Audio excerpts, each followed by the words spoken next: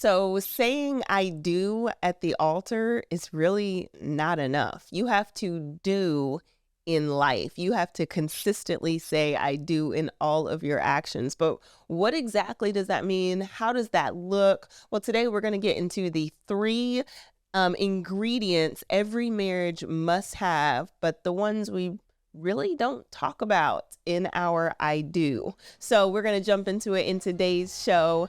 Come on and let's talk about it. Thank you for tuning in. We are Tristin and Michael, and you are listening to Fused, transparent conversations for marriage, family, and relationships. We invite you to join us as we discuss topics that are thought about but not talked about, so tell your friends and family to check us out. And always visit our website, Fused Marriages, for more content and resources. How you doing today? I'm doing well. How are you, sir? I'm doing pretty good. You know what I mean? It's a new day. Mm-hmm. New topics. New interesting topic. I think this is going to be a good one, though. Okay. Well, let's jump into it. So for today, we are discussing the three ingredients that every marriage's must have. Yeah, I think there are definitely three ingredients. I think we might have alluded to it in the prep of this, right? Of saying it may not be what they think.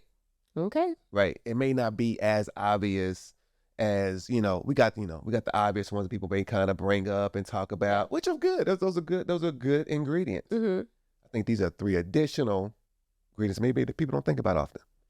Okay. So the first one, as we begin the dialogue that you were telling me, this is some things that you were thinking about, is becoming one, creating a space and a place where you and your spouse can grow and rule. Talk about that. Absolutely. I think at first we should say, and people that have been watching for a while, they may understand who we are, what we're about. Okay. So we don't just make this stuff up, right? Right. We speak from our experiences. From one, that's one place we speak from. We speak from our own interactions with regards to, hey, what we think about. We kind of discuss things beforehand. But probably one of the biggest things we actually pull from is our Bible. Mm-hmm. Right? We don't often necessarily reference it every single episode. Yeah. But the idea is that, that's our foundation. Right. So with that being said, all this is going to come from our Bible. Okay. Right. It's not necessarily a Bible lesson, but just let you kind of the reference point. I think is good to kind of bring it up and understand, hey, here's what the baseline is. And we'll discuss it. You and I have a little discussion about it. Biblical foundations for universal truth. There you go. Girl, I like that. Because it's universal. Is it universal? Got it from up here, right up here. She's so smart, She's so smart. Because the Bible for us is a foundation, but it speaks to universal truths that can apply to anybody at any stage, anywhere. So I'm really curious where you're going to go with all of these. So this idea of becoming one, we hear it all the time when you get married, leave and cleave, or, you're one now. What are your thoughts about this? All right. So let's start off with what at least the reference point of where we're going to start the discussion from. So I'm going to start off reading from Genesis 2, starting at verse 23. Okay. And it starts off, it says, "And Adam said, this is now bone of my bone and flesh of my flesh. She shall be called woman, because she was taken out of man. Therefore a man shall leave his father and mother and be joined to his wife, and they shall become one flesh. And they were both naked, and the man and his wife, and were not ashamed." Okay, that not ashamed part to come up later, but the part just wanted to highlight here, right? We're going back. Therefore, a man shall leave his father and his mother and be joined to his wife, and they shall become one flesh. Okay. Right? So the idea, right, is so scripturally saying that, at some point they were two entities, but the idea that God was trying to join them to be one. Mm-hmm. Now, we can take that literally, right? Or we can try to discuss that. What does that mean to become one? Okay. Right? Does one mean, we got to be on the same page? That's becoming one. Mm-hmm. Right? One, we got to make decisions together. That's becoming one. Right? We got to come to understanding of how we're going to raise our kids, if we have kids or not have kids. That's becoming one. We got to become one in regards to, we got issues and problems and dynamics and careers.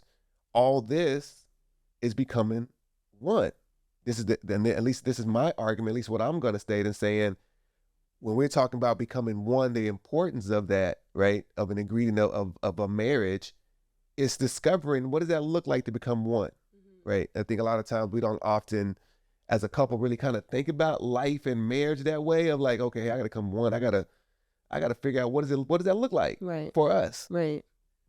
Yeah, I think that it's interesting as I was thinking about that, and this is probably, I always say this, but something that I'll continue to consider and research, but the become being like almost present future versus past, like I became, but thinking of this as an ongoing process, and that as we evolve and we grow, it continuing to grow as well. So like, you know, this person today, well, they might learn something or something traumatic happen, or they run into somebody and have a different conversation that opens up a different way that they think.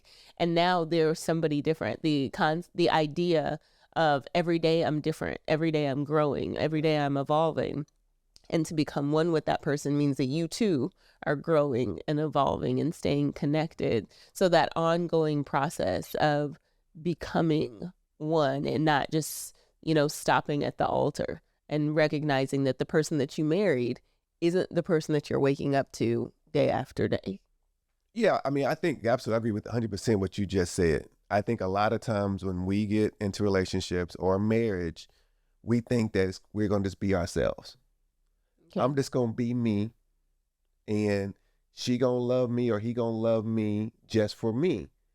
Not the idea that I'm going to have to bend to something, right? And the idea that something is really for us to combine, unless, I'm going to say, you're going to do everything I want to do. Which 9 times out of 10, that does not work. Some people can do that. Most of us can't. Yeah. You know what I mean? There's some things that I liked, that I wanted to do, as far as, I played basketball, 3 or 4 days a week, this, that, and the other. But when we have kids, or I have you, and I consider, I gotta be conscious of, not saying I can't do those things, but I have to be conscious of saying, hold on, if we're becoming one, can I do the exact same thing that I've always done when I was single, when I was just looking out for me? See, I would say no to that. Right. But I think that how you started that, the idea of I'm gonna do me, I'm gonna be me, is innately very self-centered. It's a very single mentality. I mean, even in its nature, it's not I'm gonna do us. It's very clearly, distinctively about oneself, obviously. But I think that what happens is we might not articulate that, but we might live that in, hey, what's important to this other person? I'm not adopting that. That's them. And it's not saying necessarily that you have to take on the attributes of your partner in totality, but recognizing that this is something that this is parts of who they are, even as they become.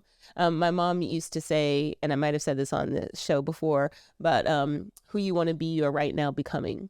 So the idea of, as I strive to be more educated, or strive to be more present in the marketplace, or be a better parent, or whatever it is, then you are becoming that by the habits that you execute on a daily basis. So it's not about what you say you want to be. It's about what you do. So saying I do in a marriage is really proven by what you actually do. It's not the saying of I do. So if I am saying I want to become one, I'm in union, then saying it is simply not enough. It's looking at what's important to your partner. It's looking at what parts of me are negatively impacting our relationship. What parts of me were really just me doing me, and not me becoming us. Me saying, okay, Tristin, because I was grown when we got married, and there were certain parts of me that were really protective of myself because I had to be. And then if I were to keep those walls up and keep protecting myself in a relationship with my spouse, then now it's no longer protection, it's division. So now I'm dividing my relationship between you and I, because I kept going with me doing me the way I had to have done me before me was us. Hopefully that made sense. No, you dropping gems on there. Mama didn't pour some stuff into you. You pouring it back out. So, Mama, if you watch this, you did a good job. Did a good job. Thanks, Mama. Good job. Good job. But no, that was so powerful what you said. I mean, the idea of just becoming something, right? It's you saying it and doing it don't necessarily always line up, right? And you got to be intentional about that. That's what I heard you say. So that's pretty powerful. Yeah, yeah. So, you also said when we were discussing this, where you and your spouse grow and rule. I think that's an interesting kind of connection, the idea of ruling together, because obviously I just spoke on us evolving together, but ruling together. Can you jump into that a little bit? I mean, I think the whole idea, right, of becoming one is the idea that, you know what, you're supposed to be ruling over something, right? That could be, call it from the smallest thing to the biggest thing, whether it's just your household, right? It's hard to rule over a household if y'all not one. You know what? You got how you raise your kids. It's hard to rule over that, right? It's hard to say, you know what, if you're gonna you're gonna have a business, you're gonna operate together or whatever, or just be a support. Right. Y'all got to be on one accord on that. Right. Right. So the idea of becoming one, I think it sets the atmosphere to be able to rule successfully on whatever that is, right? Whatever you kind of decide what that is as a couple. So another one, I like that idea of ruling, and as I considered it, and then I want to jump to the next topic on this, but is that you have to be a king and queen, you have to have a kingdom, like something that you are building together so that you can rule something together. And it doesn't necessarily mean you have to both be entrepreneurs or anything, but it's to say, hey, these are the mandates of our kingdom. This is the way that we're going to do our household. These are kind of what are important, our values. So as you are entering different spaces, you have, control over what you have control over, or how you function, so that when people come into your space or in your life or in your home and they aren't operating according to your kingdom principles, the principles that you've established with your king or your queen, then that's not to be tolerated. And everybody that is under that kingdom has to follow the rules that you have established between yourselves. So if that's, hey, I have an organization, or I have a company, or I have children, or I have family, that's why it's important when we talk about family that, hey, your mother-in-law or father-in-law can't come in your house and just decide what the atmosphere is going to be, because it's not their kingdom. So you and the king and the queen run, hey, this is how we do this here. And I mean, I know it can get tense and it's not as easily done as it's said, but recognizing that those are the kinds of things that cause conflict in the kingdom. Those are the kinds of things that can, you might have an unplanned coup because somebody thinks, I'm going to come in here, I'm going to run it this way, and I don't care what they say. So I think establishing how you are going to rule and what you are going to rule is really critical to being able to be one. No, absolutely. I think you did a good segue into number 2. Yeah. So our second piece is building together. And you said continuously building together. So I know you have a scripture for this. Yeah, let me jump into it. So this is going to reference Genesis 1, starting at verse 27, going to 28. So God created man in his own image. In the image of God, he created him. Male and female, he created them. Then God blessed them, and he said to them, be fruitful and multiply, fill the earth and subdue it, have dominion over the fish of the sea, over the birds of the air, over every living thing that moves on the earth. Right? I think the two words that jump out, right, and we're talking about building something, establishing something, is have dominion over it, right? Subdue it. And I'll also put in there, be fruitful and multiply, right? The idea, and I think we reference it, right, continuously, right? Sometimes we get in the mindset of like, hey, we get together, maybe even get a family, maybe even get a house, whatever, and we say, okay, we good. We don't say it out loud, but our actions kind of show that we good, right? I think what happens to a lot of couples, right, it's easy to fall into, is that we stop building. We want to call it dreaming, we want to call it building, we want to call it aspiring to be something more as a unit, right? As a couple, right? And what happens is like, hey, once you stop building, there's some separation that's going to start happening, right? We're not designed just to be static or stagnant with each other, right? We're constantly supposed to be growing, constantly supposed to be multiplying, being fruitful. People often, we talked about before, people often look at, fruit multiply as just kids. But what about those that, that don't have kids, that get married at 55? You know what I mean? They can't have kids. Does this not apply to them? I would say no. And I would say actually no, that it does not, that it does apply to them, rather, if I'm referencing that right, that the idea that, no, they can be fruitful and multiply as well, right? And whatever they're trying to do, whatever they're trying to explore, whatever they're trying to create, they have that opportunity as well. So, yeah, I like what you said, and I like where you're going with that, because the idea of being fruitful and multiplying is not linear. It isn't just one thing. The goal of partnership is that you're multiplying in multiple areas. Like if you have a company and you say, okay, this company is going to be fruitful, it doesn't mean, hey, I want to produce one product and that's all I want to do. It's like, no, I want to produce this product. I want to get it in multiple markets. I want to be able to expand it. I want to be able to hire more people. I want to have increased marketing. I want to have increased presence, so the multiplication, even if it's just one focal point, you want it to you want it to keep going. So I really like that you hit on that, because you can do that within the relationship. Because if that was all that it was just to be fruitful and multiply with children, then when your children are up and grown, then what? Yeah, then what? Then you're no longer supposed to multiply. Then you're no longer supposed to be fruitful. No, you're supposed to reinvest. Okay, I invested in those children. Maybe now I'm mentoring over on this hand, but now I'm pursuing some entrepreneurial endeavors, or I'm also active in the community, or I'm doing something else. And the idea of building.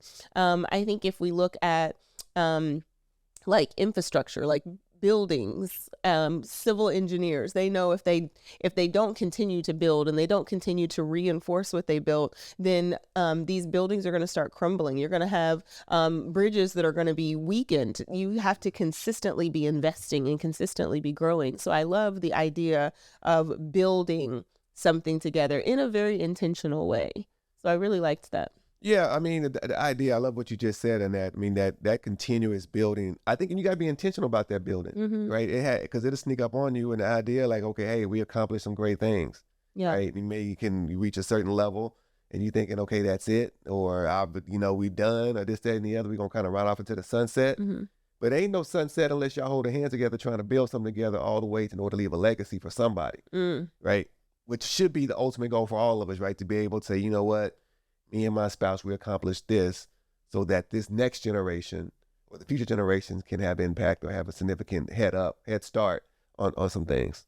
So why do you think that people or couples really don't do this continuous building? Like, what are some of maybe the stops or the pits in the road that stop them from going that direction? Because most couples start that way. What gets them off course? I think, for one, couple things get them off course. One is awareness, right? Of just not knowing. We're calling these like the 3 key ingredients of a marriage, right? How many times have you heard this? We haven't, right? Somebody may have spoken about it before, this, that, and the other, but this is not the conversations that are being had. Whether it's, I don't care where you're looking at, where you're finding that, they don't necessarily bring these up as a key ingredient for marriage. Yeah. So that's just awareness of like, okay, hey, hold on, I got to be thinking about this, right? The other thing is probably maybe a little bit more sinister, but people get selfish, right? Hey, I've helped you for all these years. I'm about to do me now. You know what? Somebody may have, right, supported and this, that, and the other. And now they say it's my turn. And the other person's not on board with your turn, or y'all don't have alignment, right? So y'all end up building something, but, he building his thing, she building her thing. Because they, people get resentment, sacrifice, I didn't give it, this, that, and the other. Why come I can't believe this, that, and the other. And that gets into place, right? Which is, a little sticky how that can kind of play out, but that it happens. Yeah. It happens. So I think those are 2 key things that potentially happen to people. Those pitfalls. Yeah. I think as you were talking through that, and I was thinking, man, there are so many conversations that we hear, like, this is how it's done. Right. And it's not the things that we necessarily know, because we know we have to work on communication. We talk about it a lot on this show, and we know, how important intimacy, both, physical and mental, is important. But when you start talking about, like, are you building? together. I think that's an important distinction, because you start doing something outside of that, you're building somewhere. You're putting your time in something. You're putting your energy and your talent into something. And if it's not reflected in your relationship, then it definitely is going to negatively affect it. So the last one that I wanted to discuss that you had for us is have no shame. Yeah, no shame, no shame. So we're going to reference on this one Genesis 3 and verse 7, right? Mm-hmm. So then the eyes of both of them were opened. This is after they have bitten the fruit. Both of them have bitten the fruit, if you're familiar with the story. Adam and Eve both bit the fruit, which they weren't supposed to. So then the eyes of both of them were opened, and they knew they were naked. Mm-hmm. And they sewed fig leaves together and made themselves a covering, mm-hmm. right? And the one thing we got to bring up, I don't know if you recall, right, and back in verse, in Genesis 2:25, it said they were naked too, mm-hmm. right? They were placed together, they were naked, and it said that they were unashamed. Mm-hmm. Now we're looking at in chapter 3, verse 7, it's saying now that they're aware that they're naked, right? And they're trying to cover themselves up. Mm-hmm. What does that say? What does that say to me? So the idea of transparency and honesty can get tainted along the way, right? Or not have it at all. Could be either case, right? We just never had it. Okay. Right. If it's not an ingredient that you never had is one thing, it's nothing. It can get lost in the shuffle over time during life as life happens. Right. I'm not as transparent anymore. You don't know the insight about how I feel about certain things anymore. Mm-hmm. You don't know my true heart desires of where I want to go and how I see myself or how I see you anymore. Mm-hmm. Idea about that being a creator is like it's something that it must be maintained. Mm-hmm. Right. Because what happens when it's not maintained, you have shame that gets placed on it, right? And what shame does puts distance between the two of you, right? So if I have shame about something I've done, or I'm thinking about this, that, and the other, I'm not sharing it with you. So then what does that do? That puts a wall between us, between that, whatever that thing is, and you and I. So you don't know it. They put fig leaves on themselves. We can take it literally as far, hey, you know what? Yeah, they were covered. They was, they were aware of they genital parts, this, that, and the other. Or we can try to say, okay, hold on, what's the principle here of saying, okay, if at one point they were unashamed, right, of being totally transparent. Imagine being totally transparent with your significant other. If you felt comfortable enough to say, okay, you know what, I can share everything with my partner, good, bad, indifferent, small, big, large, whatever it is, I can tell them anything, share anything with my heart. How I feel, how I see, when I'm angry, when I'm frustrated, when I'm just, ready to cry, whatever it is, I'm able to do that. Mm-hmm. And how would that connect you more? I would say that would drive you closer together versus times like a lot of us couples, right? We all come through it like, we're not sharing everything. Mm-hmm. For whatever reason, right? Whether we're ashamed, whether we just, what the distance, or it's scary. Yeah. Because they became aware. Mm-hmm. Once I became aware that you can hurt me, I get a little bit gun shy. Like, hold on, if I tell her that, she may, bring that back up in a month or two or whatever. Right. And that gets scary. We got to try to avoid that. Yeah. And I think there's so many things that come with that, like before you get into the relationship. So damage that was done prior to being with your spouse. And it's not necessarily even that you're holding it against them, right. But it's, well, this part of myself is in the back of my mind, something that I think about myself or how I think they're going to respond to me. So if I had a really negative relationship, and there was something that was said about me, now I'm carrying not potentially pieces of that traumatic experience into this relationship. And now I'm like, well, I don't want to say that, because he gonna act this kind of way, even if you haven't done anything. And it might not even be like an aggressive way that you're gonna respond to me. It may just be this feeling of it's not that big a deal. Like I don't want to talk about it. Yeah. And that's what I'll say to me versus saying to you, hey, I have this thing that really kind of gets to me. But I think that does come with the evolution of the relationship, but being willing to grow there, to go there.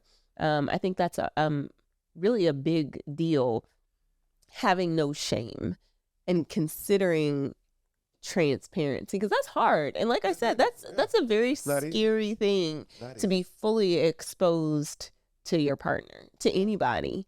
And that's not something that's necessarily celebrated culturally, because things happen. And what if this relationship really doesn't work out? And we see it a lot of times in media reflected, like, somebody hiding their purchases because he gonna say this, or him going out and having experiences with his friends and not wanting to tell his girl because she gonna trip out because of this.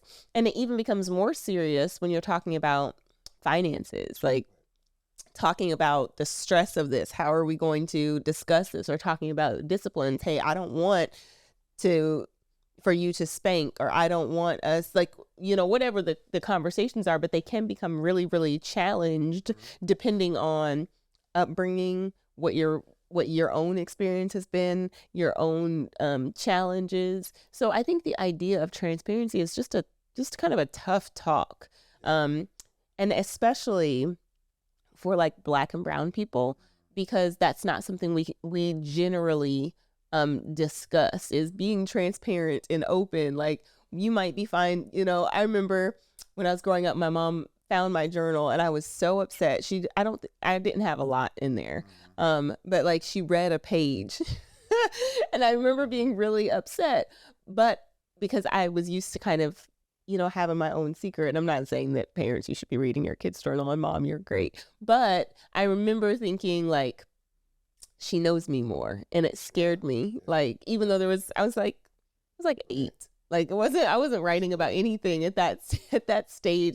But the idea of, like, somebody sees me, somebody knows me, what are they going to think of me? And even when you and I got married, like, talking through some things were really like, okay, if this relationship doesn't work out, now you have all this ammunition up against me. You know what I mean? Yeah. I wonder if that's how people think about it. No, that's good. I mean, as you was kind of describing about the whole journal incident, I think, like, as we're growing up, we're almost like conditioned not to share everything. Yeah. To hide different things, right? Mm-hmm. Whether it's like, hey, I don't nobody know about my journal, or hey, I can't share all my thoughts with, this person. Like, it's almost like as an adolescent, yeah, you're almost, and then so you get into the adult, right? Because you shouldn't. We're not to say, hey, you know what? Which you hopefully as parents we try to do. Hey, kids, tell us everything, whether good, bad, and different. But we're told, like, that's a secret, or write it in your diaries and things. Like, it's almost, like you said, like a hidden thing. Like, you should have these private thoughts that nobody, and some things maybe they should be, but the idea of attaching like a shame to them is a different thing than having something that you keep quiet. I'm thinking about just an example, at least for us, which you don't know about, but let's say when I travel, right? Mm-hmm. I go on a trip. And, typically we talk, right? After I get to a certain place, get to a hotel room, get settled in, I end up giving you a call, mm-hmm. and, you holding down the fort and this, that, and the other. And you say, hey, babe, how was your day? Like, I'm ashamed to say that if it was a good day, because I've been like, I've been with the kids and I'm going to work and all this stuff. Yeah. So I'm like, I may have like an amazing dinner, this, that, and the other. And it's like, oh my goodness, that we went to here, we did this. And I hear like kids in the background, like, and I'll be like, well, you know what? I don't know if I should say how great. All right. But that's an example of, like, of withholding though. Yeah. Because I'm ashamed that maybe my experience at that present point doesn't match up with what you're experiencing, which could happen to a lot of people, right? Whether it's, hey, you can have a good day at work and your spouse have a bad day at work. Do you just come, like, and they had a bad day? You can't come home and say, man, I had this great day, this, that, and the other. You're going to be sensitive. You're going to be sensitive to it. But to me, it could still cause an issue, right? Because you may never know about that good day. Mm-hmm. Because I'm ashamed, or at least I'm trying to, sensitive is one way of looking at it too, of saying, hey, do I tell or do I not tell? At some point I should. Maybe not that particular moment, right? That's the sensitive part. But do I even feel comfortable coming back around an hour later, next day, say, hey, remember you were talking about this? I had my day a little bit different. Or they're going to be like, oh, here you go with your good job and this, that, and the other. And my job, my people, my job. Do we put these plots in our head, not saying that anybody would say that, but we create these storylines. And that to me, that shame kicks in. This is definitely interesting conversation with lots of perspectives. We definitely want to hear from you, but we thank you for joining us. Thank you for sharing. We could continue this and we want to, so please put your comments in the chat so that we can talk back with you. Always check out our social media handles or our website, Fused Marriages, for more content and resources. And as always, let's talk about it.